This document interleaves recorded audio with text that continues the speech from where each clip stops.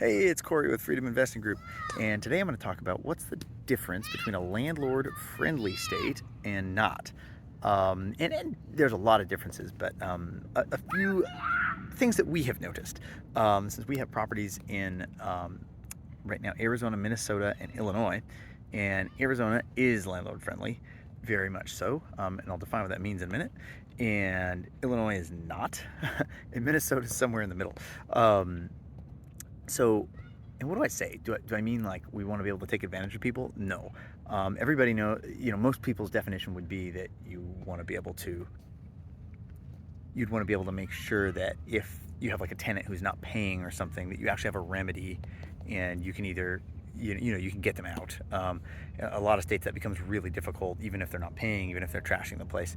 And so in a landlord-friendly state, it's less onerous. There's less red tape to enforce your collections policy.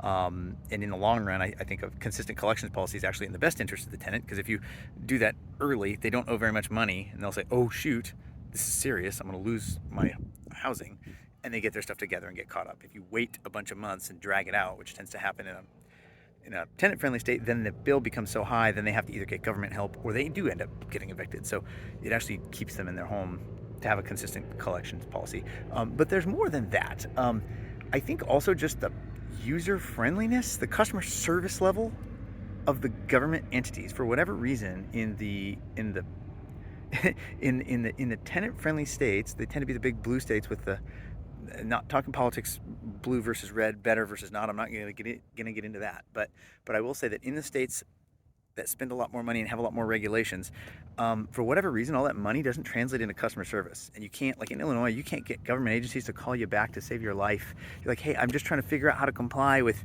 whatever it is. Like, we're replacing the well, and I need some answers on from the answers on how to comply with things," or "Hey, we need to get a title to a home," and the Secretary of State just won't even. You can't get through. They never answer the phone. They work like one day a week, despite the huge budgets in those states. And you got a state like Arizona, way smaller budgets, and yet the people are there 5 days a week. They pick up the phone. They're super helpful. They'll tell you exactly what you need to do. Pima County's great. I think there's a little more to it than just like, "Hey, can we enforce our collections policy?" There's also just the user friendliness of the state and the less regulations. We had an abandoned home in our Arizona park.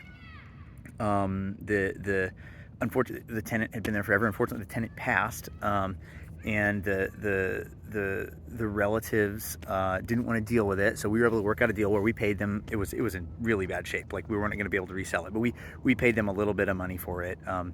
And then, but they didn't have the title. And the home was so old we couldn't find a VIN number or anything.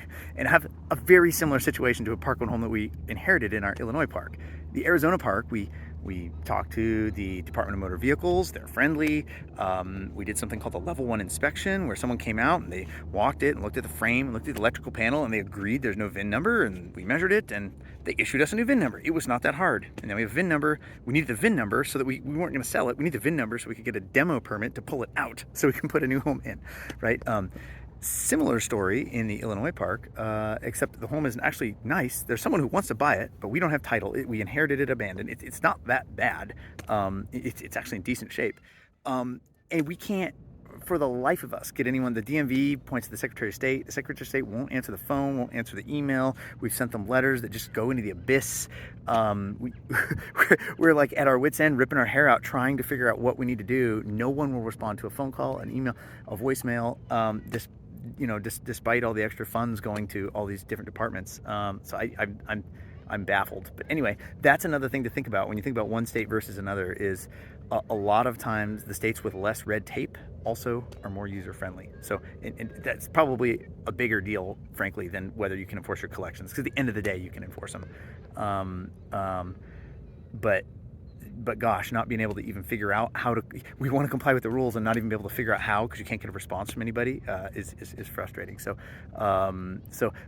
not to bash on Illinois, the area we're in is actually wonderful. Rockford Metro, the people there are great, the demand's great. It's a beautiful area. It's a wonderful area. Just not thrilled with and actually the people in the county there are not to bash on them, because they're actually great. The people at the county, it's a rural county, they answer the phone and they've actually been fantastic. It's really the state agencies that we've had issues with. So anyway, something to chew on when you're looking at locations and looking at what state you want to be in. Cheers.